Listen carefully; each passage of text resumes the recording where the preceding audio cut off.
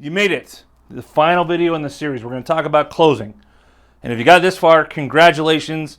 You did it. You got your home sold, hopefully for top dollar, and on to the next chapter for you. So we're going to talk about the closing process. So once we get past all the dates and deadlines, all the objections, we get all that stuff handled, we're going to get clear to close from the lender. Okay, and they'll send the final numbers over to the title company. They'll send you a preliminary seller settlement statement. Okay, and that's going to be a debit and a credit for purchase price and all the things that you have to pay for. Closing costs, commission if you're paying a buyer's agent commission, recording fees, title fees, all that kind of stuff. Paying off your loan if you have a loan on the property, any taxes, any of that kind of stuff. And it'll give you at the bottom, it'll say due to seller, and that'll be your proceeds at the end of at the end of the day. So there's a couple of different ways you can do the closing. You don't have to go with the buyers. You can go a couple days early, actually. Once you get your settlement statement, you can pretty much close whenever you want. Anytime that your closer at the title company is available, you can book a time with her to sign all of the paperwork. Selling paperwork is really easy. It's 15-20 minutes usually. They can send you all that paperwork before so you can read over it and make sure that you understand everything. You can go to the closing office and close with your closer there with the title company.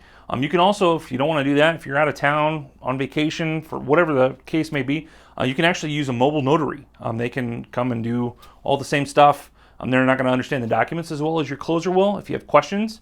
But you can absolutely close wherever, whenever you want. They even have online notary services now where as long as you have a webcam, you can even close in the comfort of your own home. So those options are there for you.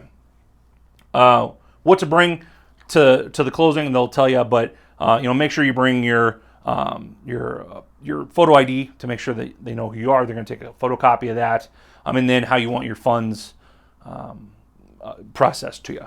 Talking about funds, I highly recommend everyone. You can get, if you want a cashier's check, you can get a cashier's check up to $50,000, and they'll cut that for you right at the closing table and hand it to you. Problem is when you go to the bank and try and deposit that, they're gonna see that and they're gonna see that it's over, whatever the limit is. My bank is $2,500, and they're gonna put a hold on that, and it could be 3, 5, or even a 10-day hold on your money, and nobody wants that. Nobody wants your potentially 6-figure, 7-figure, depending on how big your house is, held up like that. So what I always recommend is bring your account number and your routing number and have them wire transfer your funds directly to you. Depending on what time of day the buyers close and what time the loan funds, you can even get the funds same day, and those will go right into your account and ready to rock for you. Don't ever send, shouldn't have to say this because it's common sense, but don't send your wiring information to your closer over email or anything like that. It's title fraud is huge right now. It's happening all over the place. They'll intercept your email, change the account numbers. They'll wire the $400,000 that you had coming to them. They'll wire it to some account in Dubai, and you'll never see it again. There's literally nothing you can do about that either. So just keep that to yourself. Bring it straight to closing. Verify it before you hand it to to the title company, and do it that way. So the last thing, and this will be something that'll come up at the offer stage, but it happens after closing, as a rent back. Let's say you sign a contract on November 1st, and your new house that you're moving into in wherever, Indiana, sure.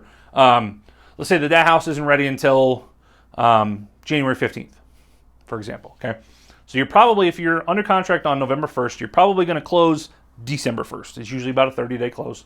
Well, what are you going to do from December 1st to January 15th? You're going to move twice? That sucks. Moving once is horrible, let alone moving twice. So what you can do is you can do what's called a post-closing occupancy agreement, or we just call it a rent back usually. And that is a short-term lease that is a standardized form that the buyer and seller can agree to, and you can do that for up to 59 days on that form. So with that, you could do closing December 1st, possession stays with the seller through January 15th, Depending on your offer situation, you can even usually get that for free and not even have to pay any rent. So you're living rent free for 45 days. And then it just lays out who pays for utilities, who pays for property insurance. Definitely get a renter's policy for liability reasons. They're really cheap. My insurance guy will be on the vendor sheet. Give him a call. I mean, it's like $6 for a couple weeks. So, this a rent back, you can really use that to your advantage. And so you're only having to move one time because moving's stressful. Selling a house is stressful. Do everything that you can to make it as easy and a smooth process as you possibly can. So, that's it. That's the playbook, A to Z. If you have any questions, I will answer as much as I can without advising you as an agent. Okay, because obviously I can't do that unless you hire me. So, what we do, I'm here to help. That is what I do all day, every day. If you want to have me help you, let's have that conversation at whenever that time may be. I'm happy to have that conversation with you, but I'm not going to push you to do it. Okay? I mean, this is a lot. I mean, this is what I do all day, every day. I get it. It's a lot of work. But you can do it. I know you can. Because you're a smart person. Obviously you're a homeowner. That's more than a lot of people. So you got this. So any questions, let me know. If you need any help on the buy side, I'm happy to help you on the buy side. You don't even have to pay me for that. You get my services for free. The seller pays me for that. So if you're buying in Denver, I'm licensed in a few other states around the country as well. So if you're moving out of state, let me know. I might have someone, either I might be licensed or someone else that I know can help you with that, just so that you don't get stuck with a crappy agent. Let's continue with that thread, doing the for sale by owner. Let's keep you away from crappy agents. So again, my name's Rusty. I'm here to help. Anything I can do, home selling or otherwise, you have my phone number. Call me, text me, email me, find me on social media. I'm here for you. Thank you so much. Have a blessed day.